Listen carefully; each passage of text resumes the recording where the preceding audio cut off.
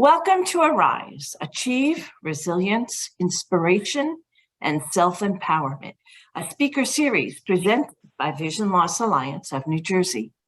We are honored and excited to have with us this evening Mr. Daniel Kish, who will be sharing a technique using sonar to navigate his world. In the words of Mr. Kish, when the world seems fraught with chaos, when people seem unreachable and unfathomable, when darkness falls, how do we see our way toward security, efficacy, and equality? Daniel Kish, totally blind since 1967, holds a master's in developmental psychology and special education.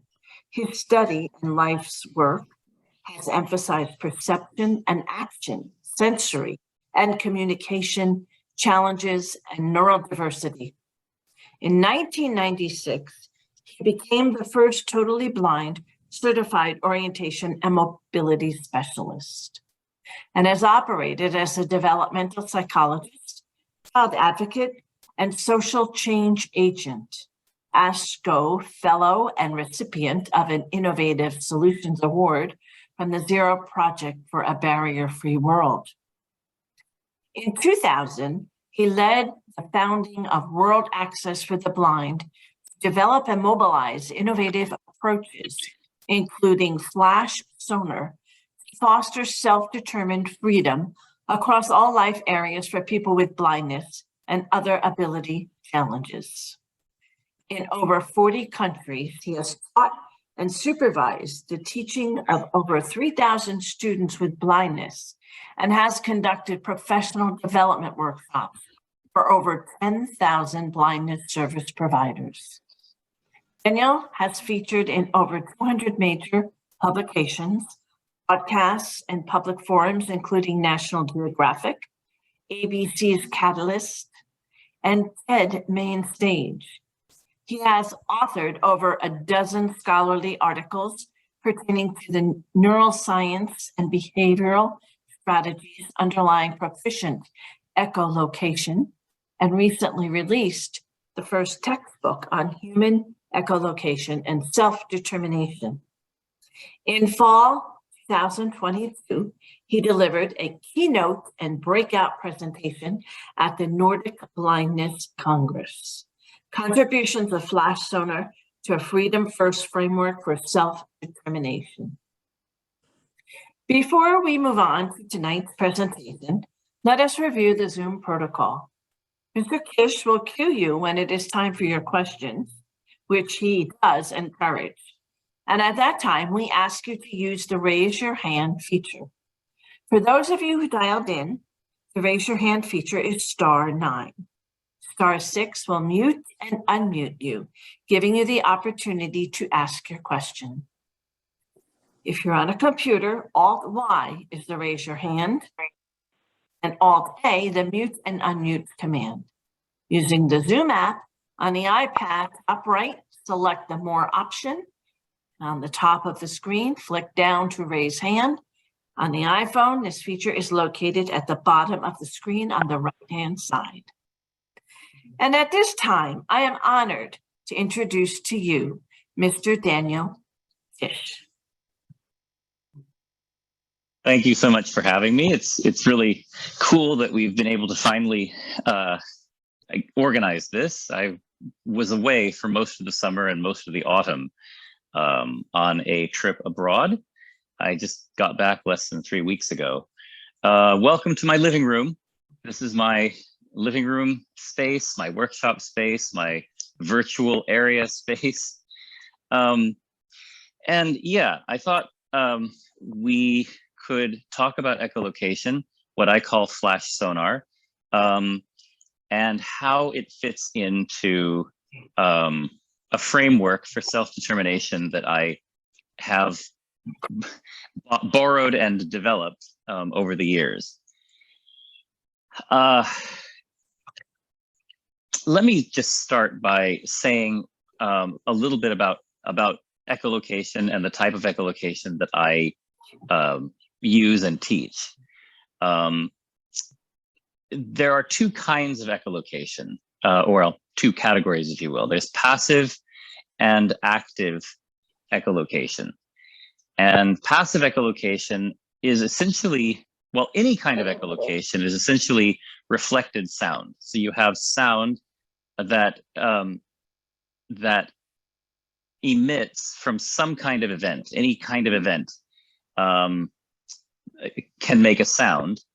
It can be anything from a sound that we've made to a sound that is made in the environment, a car starting, an air conditioning fan, a sound of children playing in the distance, someone running, or sounds that we make, which could be tongue clicks or hand claps or footsteps. And those sounds go out into the environment from their source. They sort of radiate out and they bounce off of surfaces throughout the environment and return to the listener. And the listener learns to extract information, patterns of information, from the way sounds reflect from surfaces and return to us. So it's very much a cousin to seeing. It's a cousin to light in that seeing operates by reflected light. Light goes out from a source, bounces off surfaces, returns to the eyes, and voila, we extract an image from the patterns of light reflection. Echolocation is really little more than a cousin to that. You're just substituting pressure wave energy or compression wave energy for electromagnetic energy, and it's acoustic rather than visual. It's auditory rather than visual. So that said, the two types of echolocation you have, passive versus active. So passive echolocation is using sounds that already occur in the environment. So as I mentioned earlier, it could be any kind of sound made in the environment, traffic, people, airplanes, air conditioners, and you just use those sounds and you use the reflections from those sounds to construct images based on the patterns of reflection that come back to us. With active echolocation, you are producing your own signal. So you're emitting a tongue click or maybe finger snaps, hand claps, and you're using the reflections from those signals to build images based on the patterns of sound that come back from surfaces all around you. So the difference really then between active and passive echolocation is the amount of control you have over the signals and therefore the clarity of image that returns. So the more control you have over the signal going out, the more control you have over the clarity of image coming back. It's a bit like a photographer. Any professional photographer wants the subject of their photography to be clear. They want the detail. They want that subject to be shown in a certain way, in a certain light.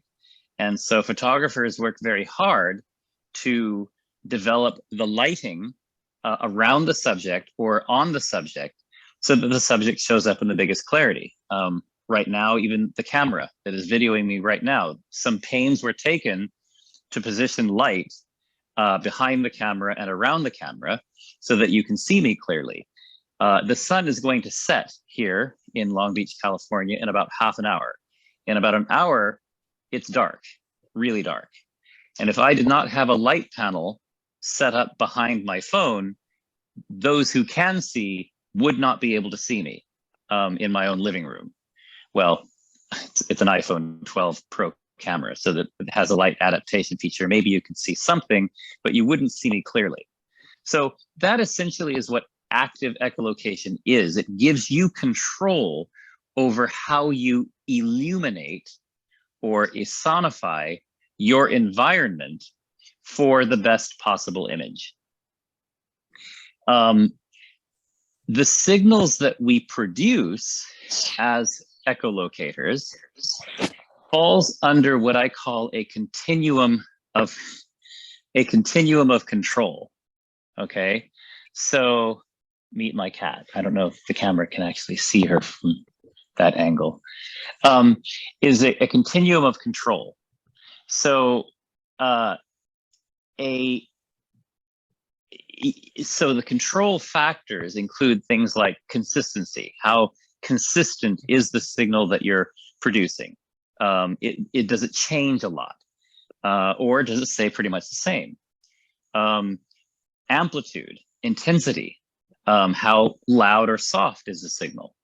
Directionality, where is the signal irradiating the environment the most? It essentially has to do with where the signal is pointing the most. Repetition rate, how often is the signal being repeated? How often does it need to be repeated?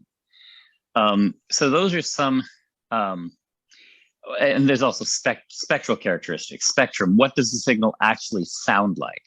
How conducive is the signal to allowing for the construction for a clear image?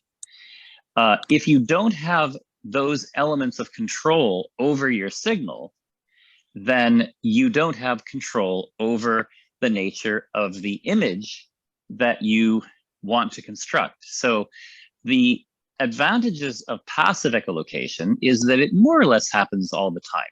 There's usually enough sound in our environment that some kind of reflection, some kind of an echo is produced. And so there's almost always a sense of surrounding image if one is sensitive to passive echoes. The advantages to active echolocation are that you can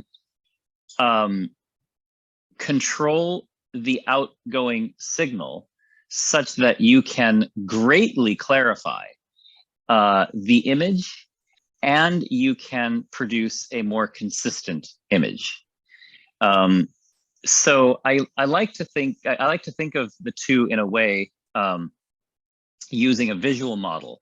So peripheral versus central vision. Peripheral vision is allows you to register events that take place in about 180 degrees, so roughly to either side of you. And something moves, something flashes, it catches the corner of your eye. That's a saying that basically the corner of your eye basically means far off center field, where your vision is quite reduced, but it's sufficient to register some kind of event. Almost invariably, then, what people do is they move their eyes. They move their eyes to register that event. Wouldn't you know, I have a. Thank you. Do you need my signature? No. Okay. All right. Thank you. Thank you so much.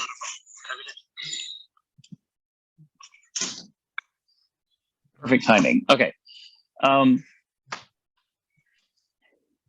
So that basically is peripheral vision. It's always happening. You don't really have to point your eyes to get an event registered in your peripheral field. But you can't see it very well.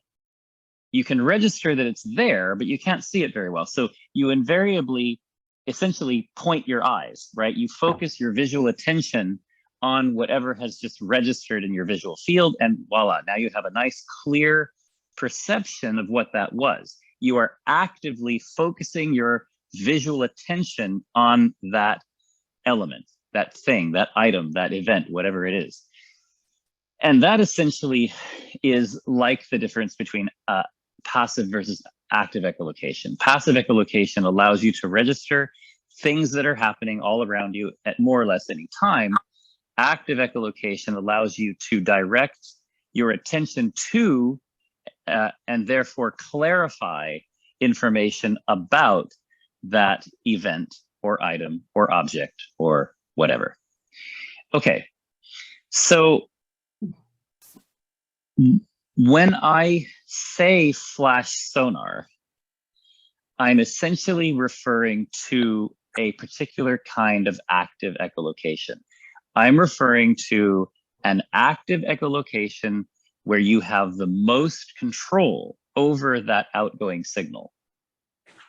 So things like a tongue click,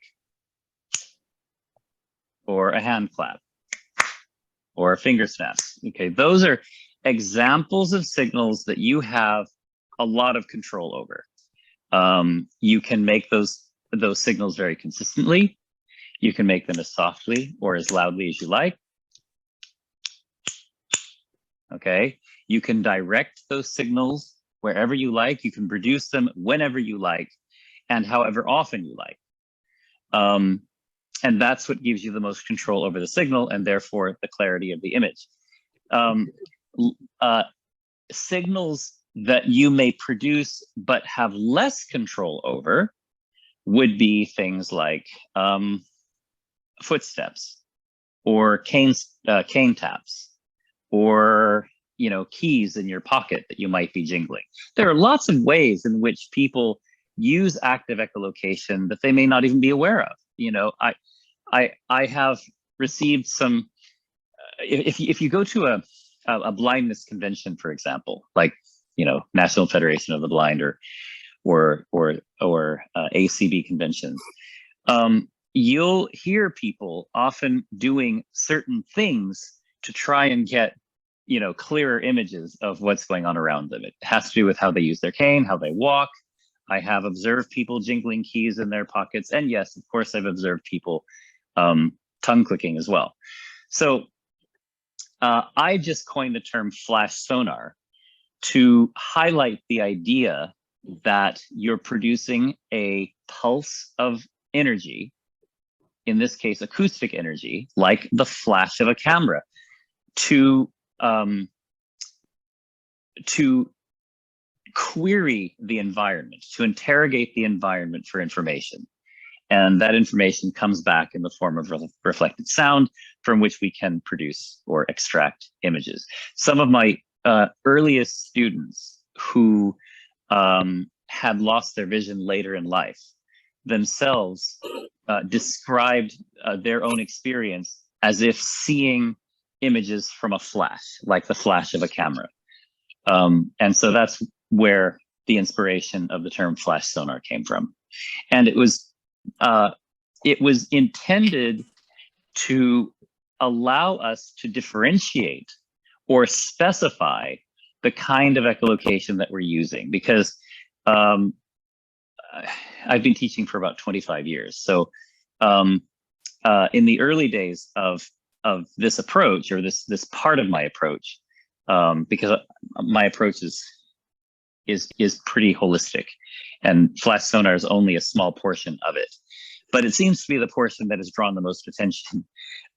So in the early days, people really asked questions like, well, I use echolocation, or I teach echolocation. What's the difference?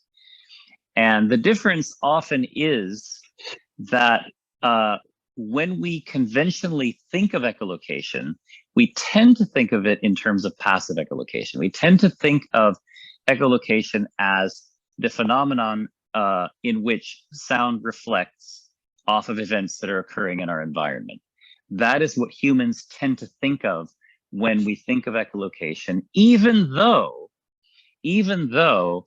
echolocation in nature among animals who are known to echolocate is generally active echolocation. Bats may use passive echolocation, but they use primarily active echolocation. They produce their own signals.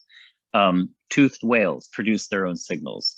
Certain echolocating birds produce their own signals. They don't just wait for signals to occur in the environment and hope that those events allow them to construct clear, useful operational images. They don't need to hope for that, because they can make that happen themselves by producing their own signals. And that's what flash sonar allows humans likewise to do. So Passive echolocation allows for what I would call a less detailed, less resolved, less defined images that are nonetheless useful, but certainly don't contain the definition and resolution that active echolocation can. So we are talking about the ability to be aware of the nature of surfaces from distances of dozens to even hundreds of meters. We're in the States, yards, depending on the environment, depending on the strength of your signal, depending on what your hearing levels are, depending on a number of factors, but certainly with a strong enough signal. So in the ancient days, for example, sailors who were on ships might use hammers on planks or pistol shots to get to hear where land masses were, to get a sense of where land masses were for many kilometers over open water. Okay, they were producing their own signals. They were producing active signals. Submarines produce active signals, and those signals can go on for hundreds and hundreds of yards, right? So that's the advantage of active echolocation. Okay, so I'm going to switch gears a little bit and talk about the context in which echolocation occurs, and then I'm going to go back and provide some examples and demonstrations of echolocation, how it can be used, and how it can be taught. But are there any questions so far?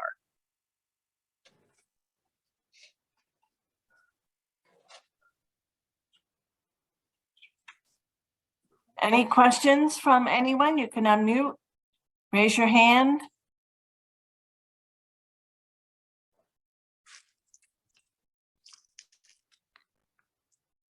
Okay, so if questions occur to you, hold them and I will query for questions a little later on. So when I think of self-determination, I basically think of it in terms of the ability to exercise freedom of choice. So I often use the term self-determination synonymously with freedom, freedom of achievement, freedom to achieve what we want and how we like and when we like. So self-determination is our ability to take action according to our interests, according to our choices. There are many different ways to do that. When we do that, when we apply different methods or philosophies or attitudes or perspectives on leveraging our freedom of choice, I think of it in terms of three qualities embedded in that, or three qualities that we would like to have when we think about freedom, or instructors would like to have when helping people to develop their freedom of choice, their self-determination. So there are three. I'll say them and then I'll explain them. There's security, efficacy, and equality. So security is basically safety. How safe are we? How secure are we physically? Are we are we threatened potentially in some way? Is there a danger or hazard that could threaten us? And security has to do with both how we feel and how safe we really are. There are many times when we feel, when our sense of security doesn't necessarily match the actual safety. So sometimes we feel much more secure than we actually are. Sometimes we feel much more insecure than we actually are. And so it has to do with how secure we feel and how secure we actually are. But it also has to do with people's sense of security or safety around us. So what confidence are we able to inspire in the people around us that we are safe, that we are secure? And many blind people fully well know that that people around us, particularly sighted people, often do not feel secure around us. They don't feel that we are safe. They don't feel that we are secure. And in extreme cases, well, I shouldn't really call them extreme because they're more common than I'd like to see, but there's the idea that a blind person, by virtue of maybe the way they use their cane or how aware they are of where they're going and what they're doing, could potentially infringe upon the safety and security of others. So the security idea is, it's almost like a bubble around us, with us at the center, and then how people are affected around us, how they feel about us in terms of security. So that's security. Efficacy is basically about effectiveness and efficiency. It has to do with how effectively we can carry out our actions. What is our competence? What is our ability to act with success? You know, to do certain things. What is our ability to do certain things effectively and efficiently? So that's efficacy. And then equality is, are we able to operate in a way that is equal to others, in a way that is equitable to others? Not necessarily doing all the same things in all the same ways, because blind people do not do all the same things in all the same ways that sighted people do. When you're blind, you're often looking at the end goal and how you achieve that end goal. The end goal may be the same. I just got back from a three-plus month series of engagements abroad that covered about 40 engagements. I lost count, in 4 different countries, including the UK, Iceland, Denmark, and that other one, Norway. So I was, in 4 different countries, about 40 different engagements over a period of about 3 months. And I traveled alone. For the most part, I did not have an assistant. Certainly I didn't have a full-time assistant. That doesn't mean that I wouldn't mind a full-time assistant, but who can afford one of those, right? So if for me to have an assistant, I probably have to pay for him or her. Even if I didn't have to pay for them, I have to find a way to get them from one place to another, right? So that means paying for travel. That means arranging for lodging. I just don't have that in my ability. So I generally travel alone. And if I do need assistance, I find assistance along the way. Sorry, my computer's open. No, it isn't. That's weird. I have a gremlin in my computer. There we go. Okay. All right. So that's and when it comes to equality, this sense of being able to operate equitably with others, we're also looking at, do other people regard us as equal to themselves? Do they regard us equitably? Do we regard ourselves as equitable, as equal? This cuts into a lot of other things like inclusivity, inclusion. If people don't regard you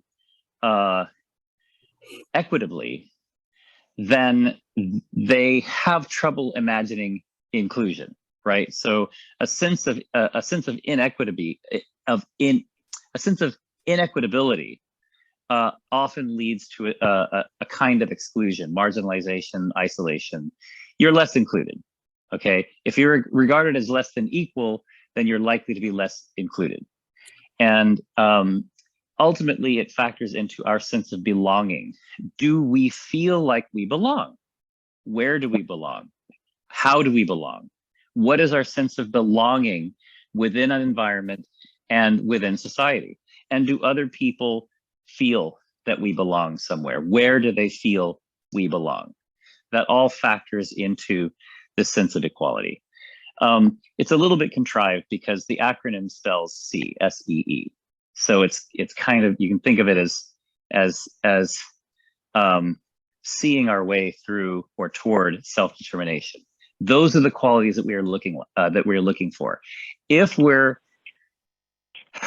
we are implementing methods or mechanisms or strategies or techniques, or if we are in a situation where we do not feel secure, where we are not regarded as secure, as safe, or where we cannot be efficacious, or where we are not regarded as equal or do not regard ourselves as equal, then something's wrong with that mechanism. Something's wrong with that strategy. Something's wrong with that context. And so if we look at the context in which we are operating in those terms, through those lenses, if we see through this lens, then what we're looking for are security, efficacy, and equality. Now, I'll say one more thing about this, and then I'll open it up for questions again. So those are qualities, but let's look at strategies or pillars of activity, we might call them. So in order, to be self-determined, in order to operate with self-determination, you've got to use strategies, especially if you're a blind person. It's all about strategy. It's all about logistics. It's all about how we do what we do. But these characteristics, these strategy categories, we could call them, that I'm going to talk about, don't just pertain to blind people. They pertain to everyone, but they'll pertain to everyone in different ways. So the strategic categories are these: adaptations, capacity, technology, and social engagement and support. Okay, so the acronym is ACTS, ACTS, and it has to do with how we take action, or how we make action happen. So adaptations is pretty much what it sounds like. It's how a person adapts their environment or adapts themselves in order to undertake an activity with greater security, efficacy, and equality. Okay, all of these are pointing towards security, efficacy, and equality. So adaptations. So for example, I have a tactile, the camera can't see this, but I have a tactile X on my floor. It's actually a plus. This is where I stand. The camera is oriented such that when my feet are on this tactile thingy that I've put on the floor, that's how I know that I'm best represented in the camera. And so when I'm moving around the space, I'm kind of moving in the context of that X on the floor. X marks the spot, right? Another example of adaptations is how we adapt in sports and recreation, how we adapt in athletics. So here, I'm holding a blind cricket ball. It is an official, registered, regulated blind cricket ball. I brought this back from the UK, but you can purchase them in the US. And they make the most delightful, wonderful sound that's easy to localize, easy to track. And not only is it trackable as a cricket ball rolling around on the field, but little blind kids love these because the ball is, again, very easy to track, and it's very bright sounding. I don't know that comes over the Zoom very well, but it's a very, very bright, easily tracked sound. And that's actually rather important. I'll come back to that when we get to technology. So that's adaptation. We adapt things all the time in different ways. Many of you listening will have adaptations in your home for cooking, for example, for knowing where the stairs are. Maybe you've put a little tactile strip before stairs that go down into the basement, right? So that you don't, fall down the stairs or whatever. There are many, many, many, many different ways. The sky's the limit in terms of how we might adapt our environment or how the environment might be adapted for us. So tactile strips that alert you when you're approaching the edge of a railroad platform. Well, I mean, sighted people have those. Sighted people have bright strips, often yellow in this country, strips that warn you you're approaching an edge, you're approaching the stairs. And so why not adapt those visual markers tactily so that blind people have access to that same information? In countries outside the US, we often find, I affectionately call them blind lines. They're basically guidelines that help blind people to navigate open space, for example. So you'll find them in transit stations quite commonly. Train stations that have these wide concourses. Some airports will have them. Some places of employment I've seen actually have them, where they'll put guidelines on the floor to help direct blind people traffic. Capacity, that's the C in ACTS. Capacity, competence, capability. What can we actually do? What is our skill set? What are our skills? What are our abilities? And can we apply them for maximum security, efficacy, and equality? So it's basically just our own personhood, the things that we're able to do. And in my mind, it's not only about the things that we're able to do for ourselves, but it's also about the things that we're able to do for others. So how do we share our capacities with others? It's capacity building, basically, building capacity. And things like how we use our cane and how we echolocate factor into our capacities. So I'll come back to that when I talk a bit further about echolocation. Then you have technology. And for technology, we're looking at both high tech and low tech, okay? So I'll do low tech first. So low tech would be things like use of a cane. So, you know, a cane can really be anything that we're able to kind of wave around in front of us, right? It can be a branch off a tree. It can be bamboo. Bamboo actually makes for a great cane if you can find the right kind of bamboo.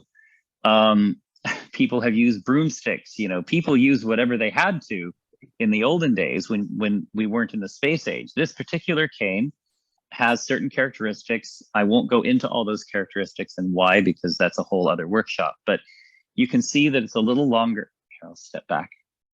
You can see that those who can see that it's a little longer than normal, so it comes up to about my nose in length. This particular cane is available from Europe. It's by a company called Swarovski, and it's made of a composite of Kevlar, graphite, and carbon fiber. It's very light, it's keenly balanced, and almost all of our students like to use these. This is space-age technology. It's not required. It's just useful. You don't have to have, you know, people cooked on cast iron for ages and ages and ages. You don't have to cook on space-age cookware. I mean, I now have a wok that's coated in stainless steel, and it doesn't need to be cured, right? I've spent a lifetime of woks that I've destroyed. I love wok cooking. It's my favorite kind of cooking. And so I finally broke down and bought a stainless steel wok that never has to be cured. While I was looking for this magic wok, I actually found one that was titanium coated. So that's getting pretty high tech, but you wouldn't think of, you know, wok cooking as high tech. And the same in a way is true with a cane. There are lots of things you can use very effectively as a cane. This just happens to kind of optimize the kind of cane that one can use. So I've digressed a bit, but the cane is an example of low tech. Another example of low tech, and I don't happen to have one on hand, unfortunately, but some of you may be familiar with the old Braille compasses or tactile compasses. Many of you won't be, but some of you likely will be. And they used to be what they sound like. They had Braille on them, north, south, east, and west. The north was in the form of an arrow. You held it flat. You waited for the arrow to orient north. Actually, north is behind me. And then you opened it up, the disc locked in place, and you could tell where north was. I got one of these compasses when I was 10 years old. And I had that compass for about 30 years or more before I finally got an iPhone, which has a perfectly terrific compass in there. Those of you who do not know about the iPhone compass, I invite you to learn about it and make it your best friend. It's a wonderful little device. But speaking of iPhone, now we go to high tech. So high tech would be things like GPS for the blind. I personally use a combination of Soundscape, Microsoft Soundscape, and Lazarillo. So Lazarillo is another GPS app designed for blind people.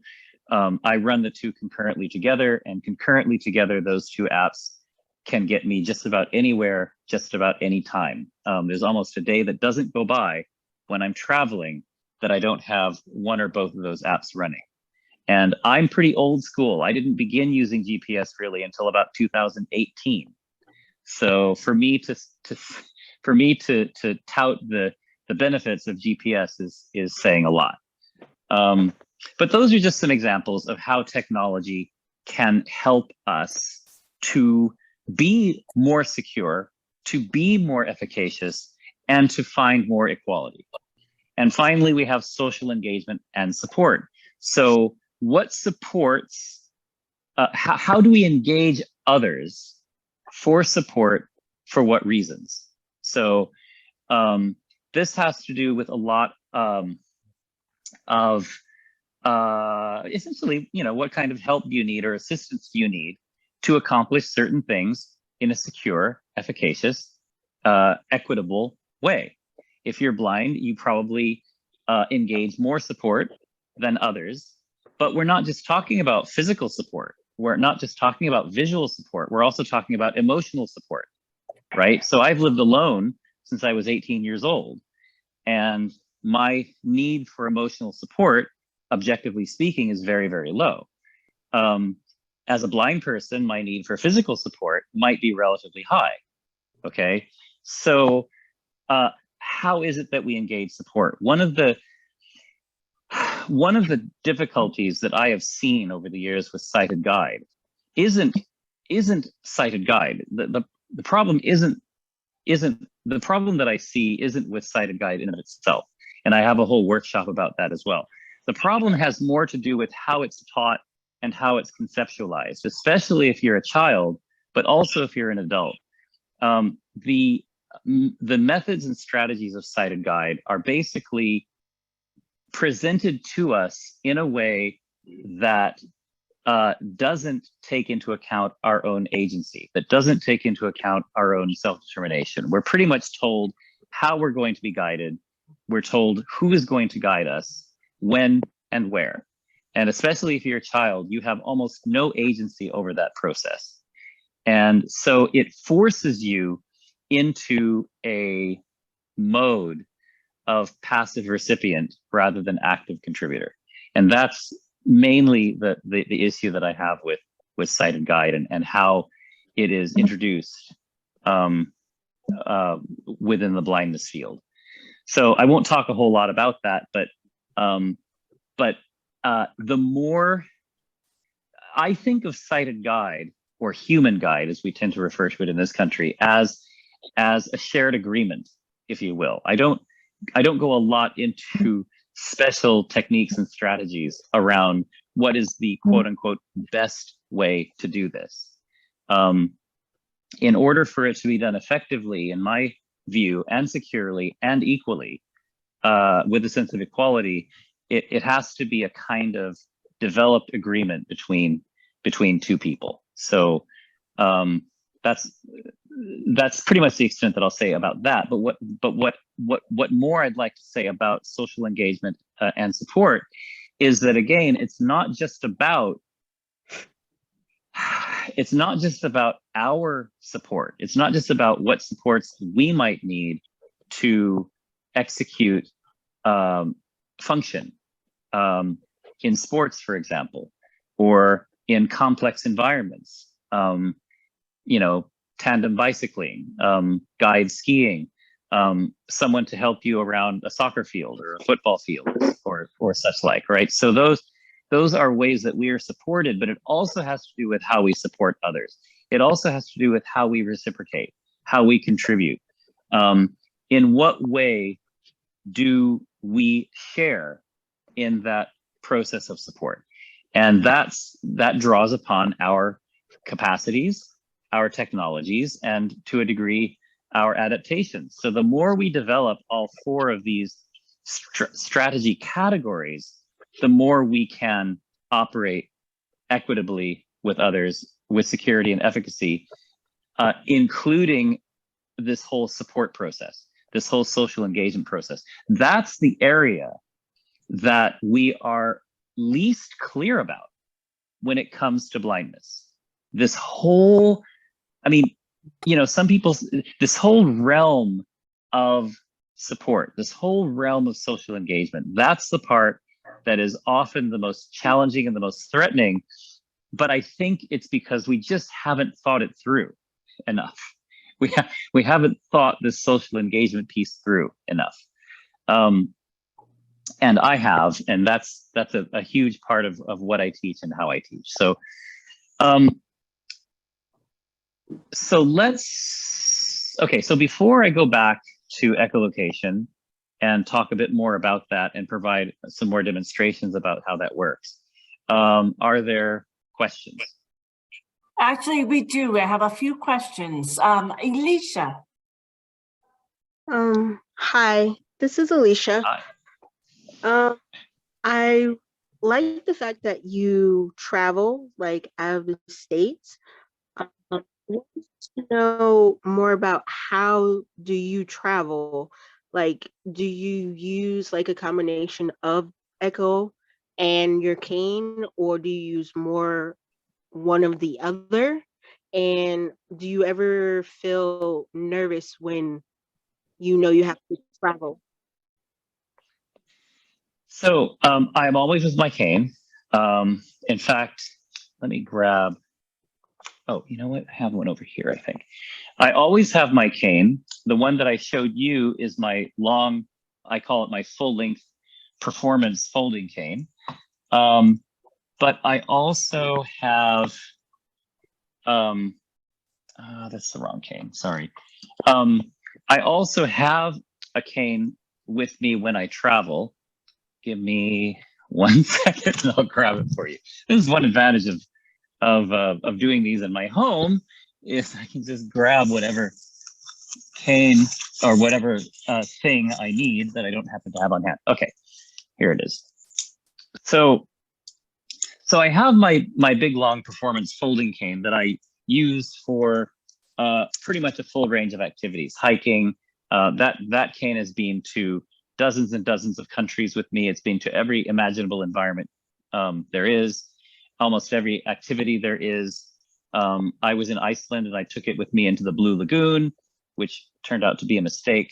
That was a former version of that cane.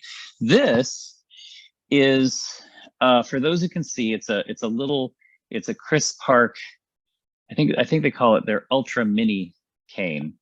And it's about, oh gosh, it's less long than my forearm. It comes from about my elbow to my wrist, but it's telescoping. So I can pull it apart, and now it's almost as long as my performance cane. It comes up to about my chin. And it's extremely light, and obviously easily portable.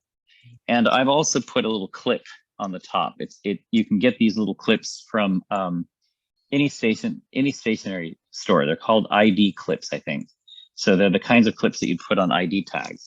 And so I have this cane, it's full length. I can easily collapse it back to almost nothing. This will fit into my pocket. It'll fit in any handbag. It'll fit into my backpack. It takes up no space, but I'll clip it.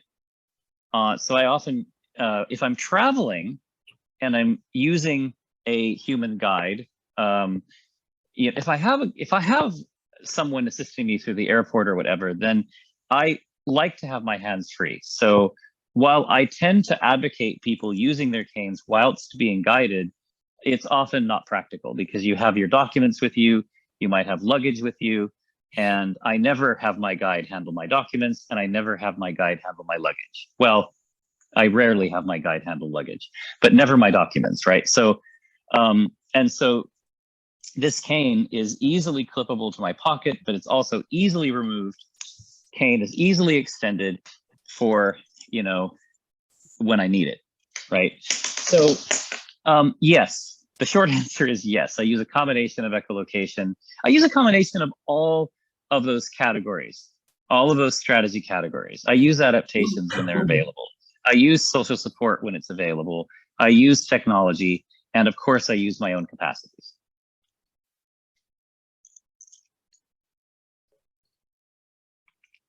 Other questions? We do. We have Mary. You are up next. Mary Carla? Yes. Okay, good. Yes, very good presentation. I've been blind since birth, and I need to know, and I'm sure some of you all struggle with this from time to time, but it's no matter how independent you are or how well you adapt and develop your capacities, it seems to me that there's just this constant battle for dignity and having to prove myself. You know, two cases in point real quickly. I had one of my colleagues was complaining she's single and she wanted to go on a cruise, but she had nobody to travel with. And I said, oh, I'd love to go on a cruise. Let's go together. And then she says, well, I don't think I want to have to take care of somebody. And oh, did that hurt? And I mean, this is somebody I knew all for a long time, and I didn't know that she was thinking like that. And then one day I had a person that I don't have anymore that came into my business that was constantly demanding she'd come during her lunch hour and she'd want a letter translated immediately. And I was working with a family teaching them German. And I said, well, you're going to have to wait for 10 minutes. And then she says, you disabled people don't know your place, and you've got to learn your place. And I'm just going to have to go to your competition. And I mean, I know those are two very, you know, remote incidents, but that things like that happen more than I'd like to admit. And I just want your thoughts. Welcome to the human race. I mean, blindness is sort of, you know, equal opportunity discrimination. Maybe not equal opportunity, because blind people tend to draw an awful lot of lightning when it comes to discrimination, but discrimination is a human faculty. Humans have discriminated against each other from the very, very beginning. There's a reason that Neanderthals are, you know, no longer among us, right? So there's a reason that certain races of humans have been completely extinguished or have been subjugated for centuries and centuries and centuries, millennia and millennia, right?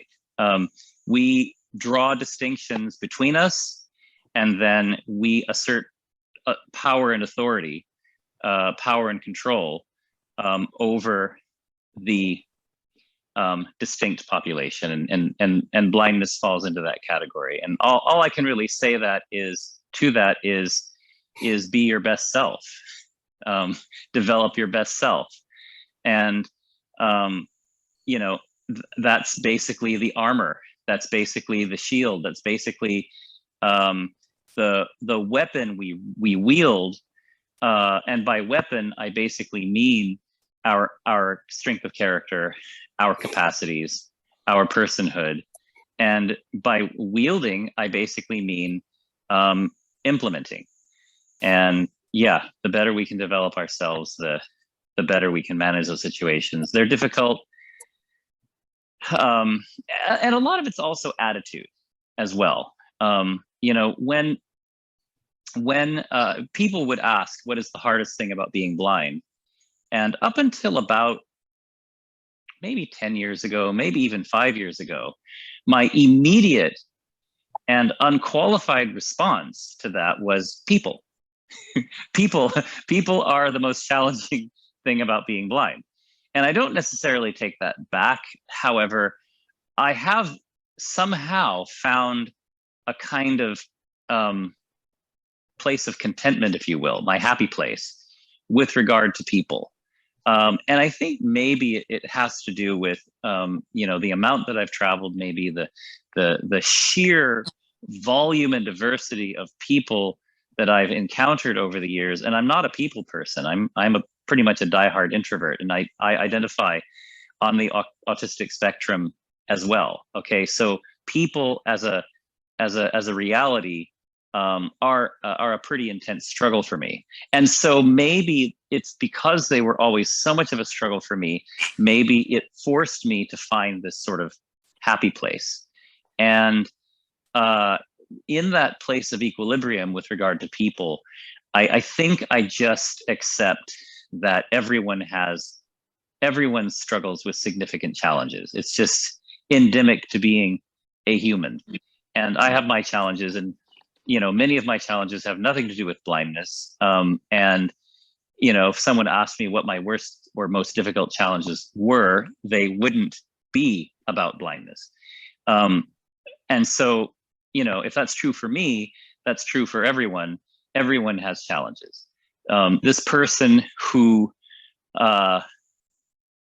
insisted that you, disabled person, should be in your own place, that person clearly has challenges. Okay.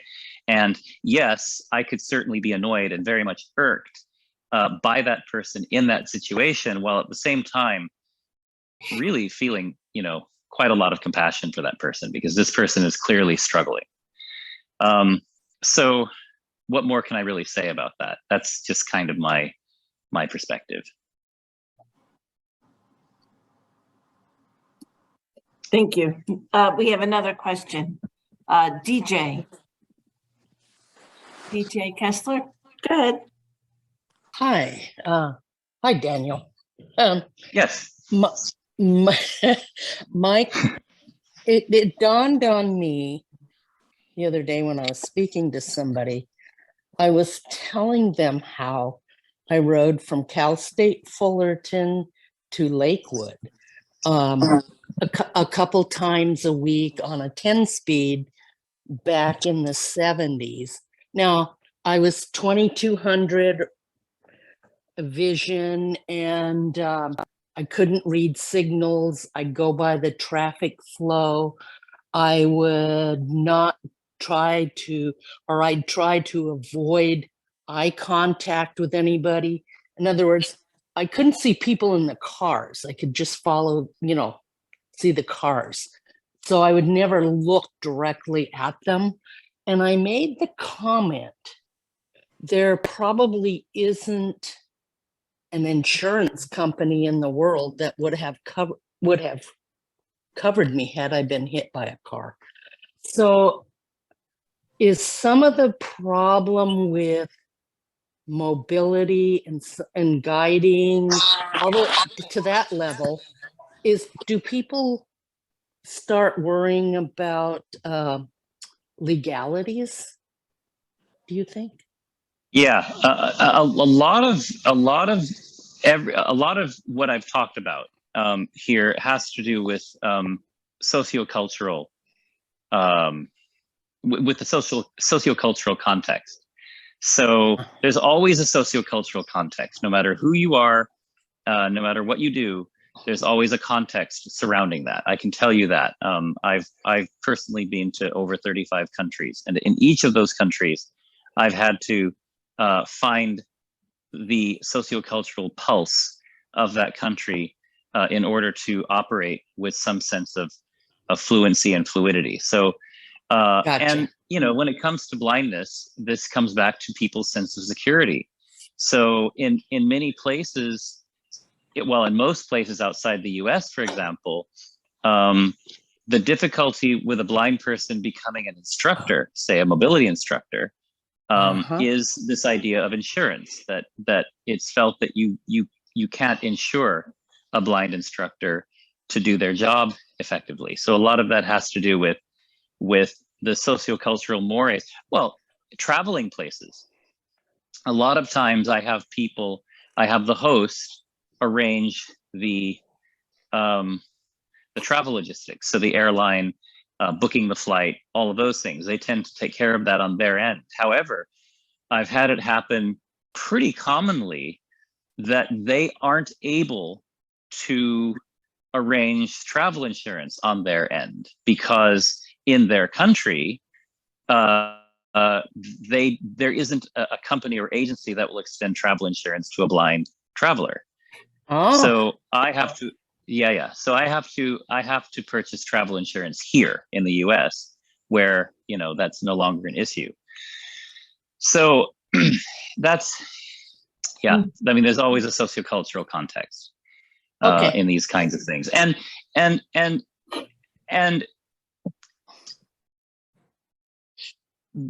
we like to think that shifts over time, and it does shift over time, because over the course of our lifetimes, things have shifted a lot. And the Americans with Disabilities Act, however it has been eroded over the years by different administrations and different circumstances, it's still among the best in the world. Yeah. And many other countries and nations in the world aspire to the Americans with Disabilities Act. The UN conventions were based on the Americans with Disabilities Act. So Nice. Nice. yes. So we hope that, I mean, if you think about it, it's no excuse, but the reality is that we're kind of pushing the envelope very hard, very fast, because within our lifetimes, many blind people were still institutionalized when we were children. I was one of the first. I lived in California when I was a child, so California was a bit ahead of the game when it came to full inclusion and mainstreaming of blind kids or children with disabilities nationwide, right? So my generation would have been one of the first generations, if not the first generation, of blind people who were routinely mainstream, and that was in the late 60s, early 70s, and now it's pretty commonplace, and it's not perfect. It's far from perfect, but it's still pushing ever more for fuller and more equitable inclusion. And sometimes it's 2 steps forward, 1 step back. Sometimes it's 1 step forward, 2 steps back. But I like to think that over the years, decades, and centuries, we're gradually ratcheting forward. Will this be Okay. recorded, because I came in late? And Yes. thank you, and later. Okay. Yes, Let me. it is going to be recorded. It is being recorded. Right. Let me do a bit more on echolocation in the time that we have left, and then I will take more questions. So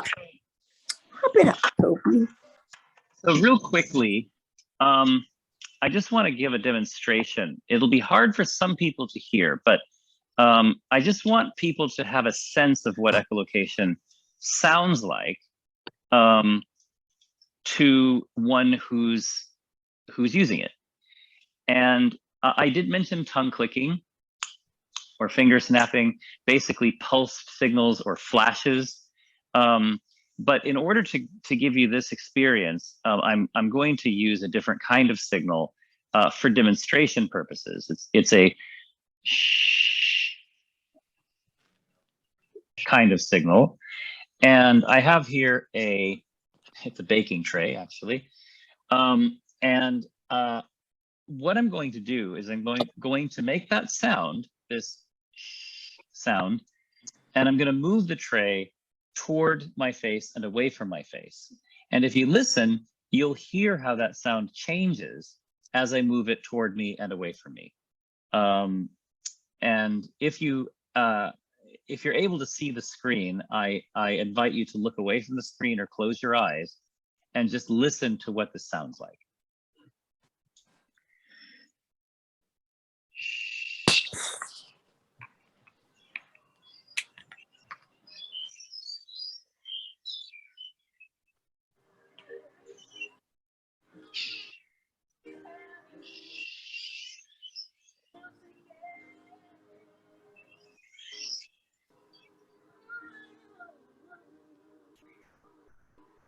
So experience tells me that most of you probably heard that as I moved the tray toward me and away from me, that sound changed. There was a fluctuation in that sound. And that is essentially what echolocators hear in effect. They're clicking instead of, making a sound, which would be exhausting. But we hear some version of that, some style of that from all surfaces all around us, basically. So as we're moving, right now I'm kind of facing a corner here. So corners have a particular response that's very, very easy to hear from great distances. So often when I'm working with people, one of the most important exercises we have is helping people to recognize where corners are. So, because if you know where your corners are, then you know what defines your space. And you can position yourself relatively easily with respect to the corners around you. Whenever I'm seated at a restaurant, the first thing I do is take stock of where the nearest corner is. Because if I have to get up from my seat and maybe to use the restroom or something, I have a way of, I have kind of a fighting chance in Hades of getting back to the table if there isn't anyone to help with that. So another example, and this might be more difficult to hear, but here's another example of differences in the acoustic environment. So I have here 2 mixing bowls. Love to play with mixing bowls with babies. Container play is a wonderful thing with very young children. But basically what I want to illustrate here is how different sizes of environments sound when we are basically acoustically, how different environments sound different acoustically. And so this is a relatively large mixing bowl, and this is a relatively small mixing bowl, and you can hear the difference in pitch, among other things, between the small mixing bowl and the large mixing bowl. Okay, so a lot of us know full well that, okay, yeah, I can hear a big room versus a small room. I can tell if I'm entering a restroom or a closet or what have you, versus, a larger space, my living room, for example, or a cathedral, which is much larger than my living room. But it's not just about enclosed spaces. It's also about objects. So if you're echolocating an object, you have an awareness of the size of the object. You have an awareness of the shape or general contours of the object. And you also have an idea of the surface characteristics of the object. So for example, there's a difference between talking into this large mixing bowl, for example, versus talking into a cushion. Okay, so I have this highly absorbent cushion. I've swiped off a piece of furniture. And then I have this mixing bowl that I purchased at Target to work with infants. So a tree is going to sound different from a post. A bench is going to sound different from a bush. A fence is going to sound different from a wall or a hedge. A wire fence is going to sound different from a cast iron fence, etc., etc., etc., etc. So developing a proficiency with active echolocation is, in effect, developing a kind of language, a kind of environmental language. And in fact, when scientists, bat scientists, when they talk about bat sonar, they often use the term interrogate. Bats interrogate. Dolphins interrogate their environment. They query the environment. They have a conversation with their environment. Every signal you emit or produce as an active echolocator, You're essentially querying your environment for two kinds of information. What are you and where are you? What are you and where are you? And what I often say is the more clearly you can ask that question vis-a-vis the kind of signal you're using, the more clearly are the answers to that question or to those questions from your environment. So the more clearly you can ask the question, the clearer is the information you get back from that question. You are in effect having a kind of communication exchange with your environment by emitting these signals. So I often use a language model when I'm working with very young children, for example, which they tend to be quite responsive to. Okay, so I think we have about 15 minutes-ish, so I'm happy to take more questions. Nicole. Do people ever make fun of you, like when you're outside walking around either your neighborhood or in a park or somewhere? That's a good and fair question, and the answer is no. No. You know, I've been blind since I was about a year old. I lost my vision to retinoblastoma, so I lost my first eye at the age of 7 months, my second at the age of 13 months. Both eyes were very much damaged by the time they were removed. So I probably had some vision, but very limited vision prior to enucleation of my eyes. So I effectively grew up blind, and I grew up fully included as a blind person. And no, people did not, I mean, it was very, very rare that anyone really commented on the clicking in a pejorative way. People were much more likely to make fun of my birthmark. So I have a port wine stain on my left cheek. That is the thing that people most notice. They notice it most immediately. It has faded considerably over time. It was much, much darker when I was younger. And, you know, I mean, they would ask if I was hit by a tomato and things like that, right? So I got far more remarks about my birthmark than I ever did about the clicking.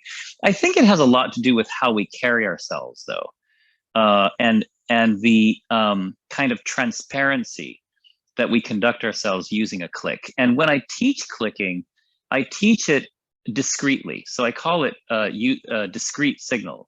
The click doesn't have to be loud all the time, or in fact, rarely. You learn to scale the volume of your click to the activity you're doing and the environment you're in. So most of the time, the click is actually very quiet. Mm-hmm. And if you're in a familiar space, you're probably not clicking very much at all. So, you know, there are certain activities that benefit from louder clicks or more frequent clicks, but there are also many activities that benefit from quieter clicks and clicks that are emitted less frequently. So, so it's not just sort of mindless, you know, belting out a signal into your environment. It's a strategic, discrete use of a signal. And this is true for animals in nature as well. They also vary the nature of their click, how often they click and at what volume they click and what spectral characteristics are used in those clicks. All animals who echolocate scale and tailor the nature of their signals to the nature of the activity they're doing and the environment they're in. Thank you. We have a couple more questions. Ashley? Ashley, Is that me for Ashley? Yes, you, Ashley. Yeah, really. Okay, cool. Hey. Hey. Yeah, hey. I remember your name from listserv, so it's nice to hear your program, Daniel. Thank you. Wow. Yeah. I mean, I've heard about you kind of like being a celebrity in the blind mobility community for like years. So and it's great to see you. I have low vision, by the way, but I don't have peripheral vision. So that's when the echolocation comes in handy. Like I can distinguish like large things like walls and other big things that are more solid.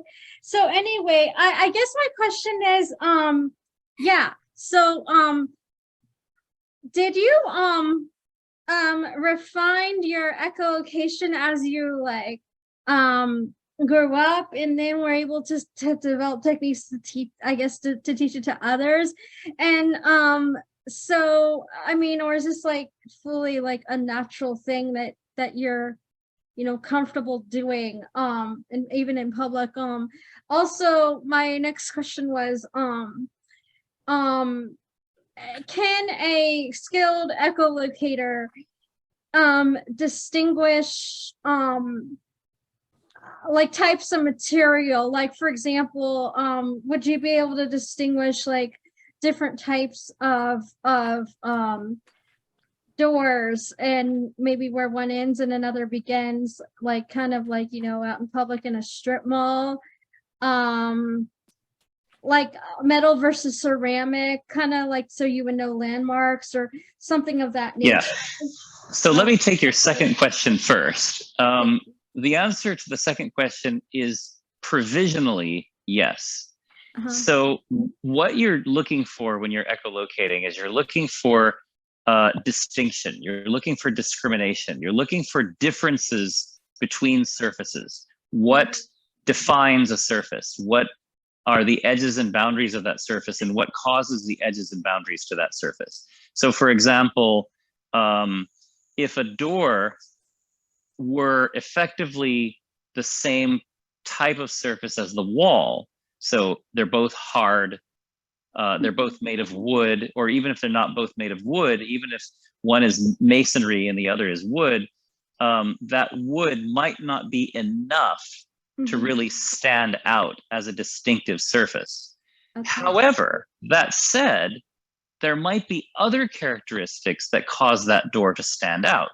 So for example, in hotels, doors are often quite recessed. Oh yeah. So there's often a frame around the door. Sometimes the doors are even located in sort of an alcove, right? So alcoves have kind of a boxy sound. They sound a little bit like this mixing bowl in a way, right? So as you pass an alcove, you can kind of hear that you're passing an alcove. Even if the alcove isn't very deep, even if it's only, say, a palm's width deep, a hand width deep, so you have a sunken doorway kind of thing, a proficient echolocator will often hear the edge of that doorway, because that edge will stand out. It'll sound a bit like a corner, a small corner, but a corner. So windows are similar. So you're not likely to be able to tell the differences between a window's surface and a building's surface, especially modern buildings, you know, that are often just, they're made of glass, or maybe they're made of stone, but it's smooth, or wood, but it's polished, right? So a polished wooden surface and a glass surface, to a human echolocator, they sound quite similar. To a bat, they'll sound different.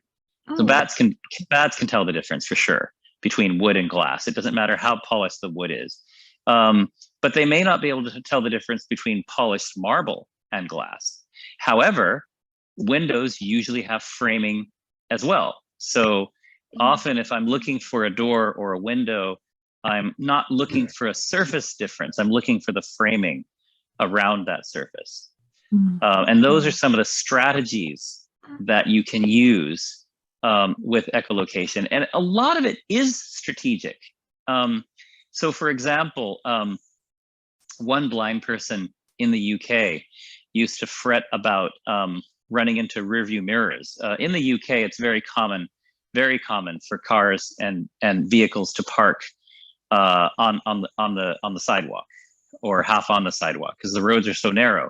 And so it's very, very normal. I mean, you almost, never travel anywhere without having to negotiate vehicles that have parked on sidewalks.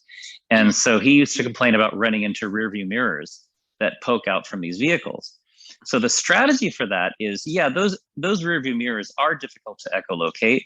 They're relatively small, and they tend to blend in to the larger surface of the vehicle. However, the vehicle itself is not difficult to echolocate for a proficient echolocator. So vehicles are big and they're hard, and they tend to be quite reflective, especially a vehicle that would be large enough to have a rear view mirror at head level. That's going to be a large utility vehicle of some kind, or a van of some kind. So the first thing I think of as a proficient echolocator walking down a pavement and spotting a large something that's probably a vehicle parked on the pavement is I give it a berth. I give it a wide berth. I give it a berth of about, a foot or two. And knowing that, and then strategizing that, I'm going to avoid that rear view mirror every time, because I've made a calculation that it's likely to be there. And rather than work really hard to actually spot it, I'm just going to, conceptually believe it's there and move to avoid it. So a lot of this is strategic. An answer, yeah. So in answer to your first question, give me a hint. Remind me of your first question, please. Oh yeah. Okay. So to follow up, you're saying you can recognize like the frames like of a window, and so you can't distinguish the glass, but you could distinguish it by frame by echolocating. Yeah. Is that what you're saying? Yeah. Just to clarify, that's what I thought you meant. Yeah, my first question was oh yeah, I had to remember too. Is your ability, would you say, very natural at echolocation? Yes, right. I remember. You have acquired so it was over time. It was both. It was both. So echolocation is a developmental process. Everything is a developmental process. Language, learning to see is a developmental process. So a newborn is born with the predisposition to learn to see, and they're born with eyes. Newborns don't actually see very well. Right. And what their eyes do register, a newborn needs to learn what that means. The visual system develops over about the first 20 years of our lives.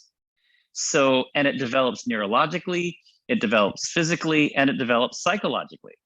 So there's an awful lot of visual development that occurs during the first 20 years of our lives. And even after those 20 years, there are many, many things that we can learn visually over time. We can refine certain skill areas and certain activities visually, even after our visual system has, quote unquote, fully developed. So echolocation is like that. I've been echolocating demonstrably since I was about 15 to 18 months of age. My parents will say that's about when I began clicking. And I have been clicking for as long as I can remember. And my earliest memories are when I was about 2.5. And I distinctly remember clicking, and I distinctly remember being conscious of clicking and being attentive to responses from my environment. So, but that said, oh my gosh, yes. I mean, what I can perceive using echolocation at the age of 57 is way, way, way more than what I was able to perceive and act upon at the age of 7. Because I have applied it to so many things in so many ways over so many decades. And so it just sort of does get better and better and better the more you use it. The first axiom of neuroscience is use it or lose it. Well, that's kind of a negative axiom. I kind of like to think of it as, the more you do it, the better it gets. The more you use it, the better it gets. So so in that, so when I work with very young children, I'm very clear with parents and families and children that this is a developmental process. You don't just suddenly, teach someone echolocation and suddenly they just have the skill. The skill develops over time, like any skill, like music, learning to play an instrument, like language, like sports. There's almost no skill I can name. In fact, I don't know that there is a skill I can name that's just on or off, right? I mean, even snapping my fingers, it took me months and months to learn to snap my fingers, and I still can't snap with my left hand. I've never developed the capacity to snap with my left hand. So what does that tell you about me? But yeah, it's all developmental. Well, thank you. It sounds like then it's never too late to, I mean, for me, I'm kind of a young adult now. So like, I guess it's never too late to like refine echolocation. Of course, I think for visually impaired people, it's a little more challenging because you're integrating your vision and hearing, but that's a whole nother story. So thank you so much. You're welcome. That's another story. Yeah, Yeah. My motto there is the earlier, the easier, but it's never too late. Yeah, thanks. And not just with echolocation, but with really any skill. I mean, the latest studies, the latest in neuroscience basically tells us that neuroplasticity is very much alive and very much well throughout the entire lifespan. This idea that you can't teach an old dog new tricks no longer applies. That's good. Thank you, Ashley. True. We have a Daria. Yes, I had the opportunity, fortunately, to work with your cohort, Brian, a few years back. So the question I wanted to ask is probably slightly more technical, but I wanted to ask because I'm primarily in a wheelchair, and I can echolocate pretty much to my sides and my front easily enough, but I'm trying to find a happy medium that will let me check my back clearances without having to twist myself around half over the back of my chair to get a clear image of what is actually going on, like if I'm backing into an elevator. Yeah, I remember you. I remember you very clearly. Yeah, that's right. Yeah, I helped Brian arrange that whole visit.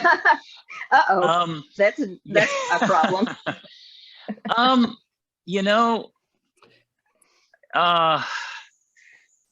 That is a difficult one. I mean, hearing is a 360-degree sense. It's a 360-degree phenomenon. So when we listen for sound, we can hear sound all around us. The problem with echolocation, though, is that because the signal is emitted generally with the tongue or even with a finger snap or something, it's usually directed in front of us. And so most of the acoustic energy that goes out from that click goes out in front of you in kind of like a cone shape. And there isn't a lot of energy that happens behind us. Now, when I don't remember, are you using an electric wheelchair? I alternate. When I'm in the manual is when I use it the most, especially because I need both hands free potentially to handle a double wheel rim. But yeah, of course you do. I have recently figured out that if I'm very careful, I can drive my chair with my feet and use a cane in my other hand. Yep. One thing that might help you, I haven't talked about it this presentation because I gave them all away, but using a hand clicker. So using a hand clicker, I normally recommend the Suzuki wooden castanet, but I'm not. I think those might no longer be available. So I'm having to source another cadre of castanets. But they're basically castanets that you use to teach children percussion, and and so what you can do with a handheld clicker is you can click it over your shoulder, and you can orient the acoustic energy behind you as well as in front of you. And so I'm gonna throw out my email address so everyone has it. And if you have further questions, you can contact me. I'll give you the short version. It's DK, as in Daniel Kish, DK at, and then it's a 5-letter word. It's WAFTB. So you can think of it as waft, and the B is silent, right? WAFTB.org. And I'm going to be sourcing a good, effective, new kind of something that people can use as a hand clicker, because it looks like the Suzuki castanets that we have been using have gone off market, or maybe it's a supply chain issue, but I'm not finding them. But that is one remedy, is using a hand clicker and basically clicking it behind you. I have actually used, in my case, I started using a metronome because some of the muscle control is lacking at times, because I don't know if Brian ever told you, but I was diagnosed with leukemia at 16. So things get a little fun sometimes. But my point in mentioning it is I started using a metronome for the times when I couldn't actually vocalize the clicking. And I was wondering if that's a really good idea. That's a really good idea. Yeah, if you can find a metronome that emits a click that works for you. Yes, that's a great idea. It might be an anchor. It might be an anchoring issue.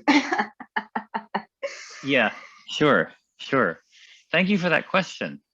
Thank you, Daria. We have two more questions. Okay, I'll take 2 more questions. Okay, I'm happy to take 2 more questions. Hi, can you hear me? Yes. Okay, good. So Daniel, you kind of answered my question with the last person. I was wondering, do your students ever complain of being fatigued with the clicking, whether it's with their mouth or snapping with their fingers? And what effective tool do you use if someone needs to echolocate, and now that you say a castanet, are there other things that you use for a hand clicker that are effective in echolocation? Mainly the castanet. That seems to be the best one. We have used dog clickers. The problem with dog clickers, actually, I think I have one that I can show you. The problem with dog clickers, I have one right here. It's a little button. They come in different, forms, but it's basically a little button that you press. The problem with hand clickers is that they pretty much only have one volume, and that volume is loud. And so you don't have the capacity as well to scale the nature of your click from a dog clicker. They do tend to be very consistent, and you can orient them and you can press them whenever you like, but you can't really adapt the intensity or amplitude of the click, which you can with the handheld castanet. And also with finger snapping, you can do that as well. As far as fatigue, as I mentioned earlier, you're scaling your click according to the activity and the environment. So you're not clicking constantly. It's very rare that you would be in a situation where you would need to click constantly. You'd have to be maybe from if you're moving at very high speeds, like from a bicycle, or maybe if you're running and you're running by yourself. Most blind people are guided when they're running, but if you were running by yourself, you'd probably be echolocating or clicking once a second or maybe twice a second, and that's a pretty extreme example. Or if you were in an environment that was highly dynamic, where there was a lot of change happening very quickly, then I can see situations where you'd need to. I mean, like for example, if I'm moving through a crowded parking lot and I'm by myself, and I don't have a guide or anything, so you've got a lot of cars moving, maybe you've got people moving around, then I might be clicking pretty loudly and pretty constantly. But that kind of situation is fairly rare. So that's the first thing I want to say, is you're not clicking so loudly and so frequently that there's need to fatigue yourself. That said, Yes, when people first start learning to echolocate, they often complain of dry mouth and fatigue. Those two things go away usually by the second day. So your body seems to adapt to that. The tongue is the strongest muscle in our body next to the heart, and most of us, for better or worse, don't get tired of talking. We talk all day, and the tongue just keeps going, right? So clicking is really just it's a factor of speech. You're basically creating a different kind of consonant. So people, the fatigue that happens is really more mental fatigue than physical fatigue, because one of the things that you learn as a proficient echolocator is you learn to sustain your attention to subtle nuances indefinitely.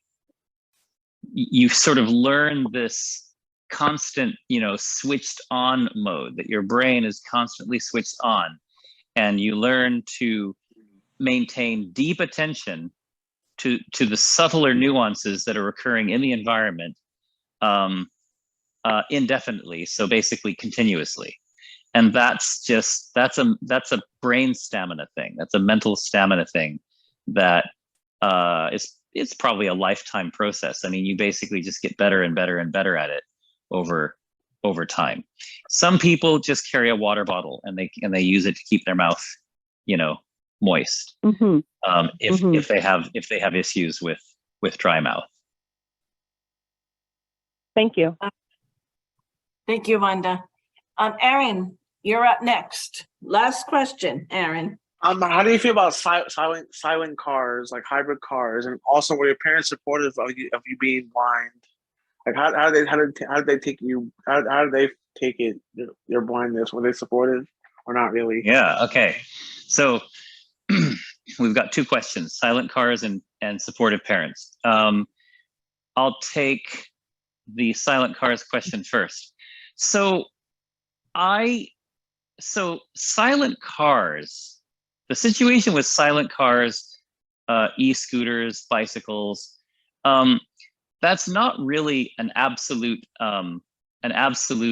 decibel or absolute sound question. It's a masking question. So anything that's quiet can be masked by anything that's loud. In a sense, we've dealt with silent cars for decades and decades, because there are always vehicles that are loud enough to drown out, cars that are quieter than silent vehicles.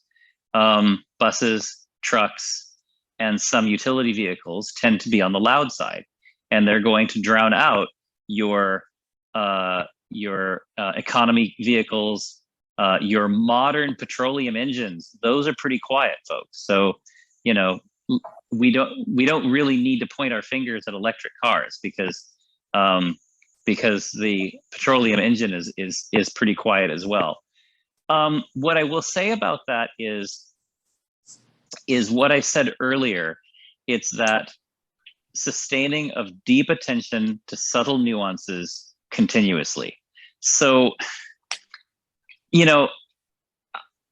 there have been some studies recently out of Durham University in the UK. I participated in these studies. I also consulted on the development of these studies. And basically what these studies were looking at was this: if you compare proficient echolocators to non-echolocators, or to echolocators who were less proficient. So how they defined that is complicated, but if you compare proficient echolocators to non-proficient echolocators in their ability to recognize a stimulus that's embedded in a background, so the cocktail party effect, all right, the ability to hear something that is embedded in noise. Engineers would call that signal to noise. So what we find is that proficient echolocators are about 10 times more capable, I guess you could say, of recognizing signal from noise, of identifying a stimulus that is embedded in a complex of stimuli. And so that's one. So it's not that you're echolocating that stimuli. There are lots and lots of stimuli occurring that you may not echolocate. Although an electric vehicle, of course, you can echolocate an electric vehicle, but it might be moving fast. So, so you're not just echolocating a stimulus, you're training your attentional system to recognizing and identifying and targeting more and more and more subtle stimuli embedded in greater and greater and greater degrees of noise. So there's you could think of it as a side benefit, but it's really more like a substrate of echolocation. In order to be a proficient echolocator, you learn to develop these attentional mechanisms.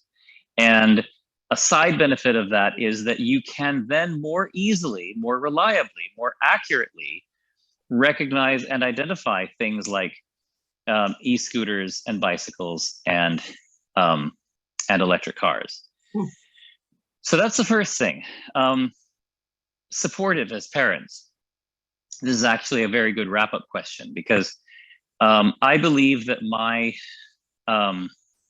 abilities, such as they are, my whole perspective on self-determination comes from my parents. It comes from a confluence of positive influences, really, which had to do with my parents at the core of it, but also I was not only lucky to have parents who were extremely supportive of my functioning as a blind person, wanting me to grow up to enjoy the same freedoms and responsibilities as others, as an equal citizen. So they wanted me to be secure, yes, but they also wanted me to be effective, and they wanted me to find equality in society, and they were ruthless about that. So my whole philosophy, the whole philosophy behind my approach is about freedom first. It's freedom without qualification. Well, other than being responsible. It's whenever I work with a student, I think first and foremost about their freedom. I do not think about it in terms of my agenda as a teacher. I don't even really think about it in terms of the social mores that might be surrounding the student, although those certainly play in. I think of it in terms of how do we help this student to find the greatest amount of freedom in the time that we have, and then over the time that they have to refine that process once I leave. So it's about freedom first. And that comes directly from my parents. So my parents were extremely supportive and encouraging of me to find ways to participate in any activity that I desired toward any goal that I wished. And when I work with students, I work very hard to help them to develop their environment, their surrounding community and context in much the same manner. That's how these kinds of skills develop. We tend to develop our skills according to the standards and expectations set for us, especially children. Children will rise to the challenge. Children will rise to the expectations set for them. And so a lot of times in terms of helping people to develop these skills, it's just about raising the bar and helping them to engineer the conditions so that they can reach that bar. Wow, that was a good response. Thank you for the question, and thanks to everyone for coming and being a part of this and having me. I'm glad we were able to arrange this and set this up. Daniel, this is Linda and Elsa, the both of us, and we all thank you on behalf of our group here for speaking at the Arise. It was a fascinating topic. Thank you.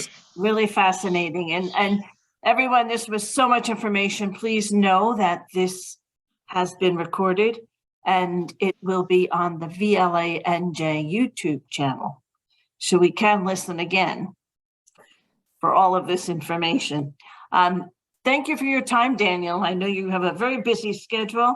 We appreciate you being with us. We wish you happy holidays, happy new year.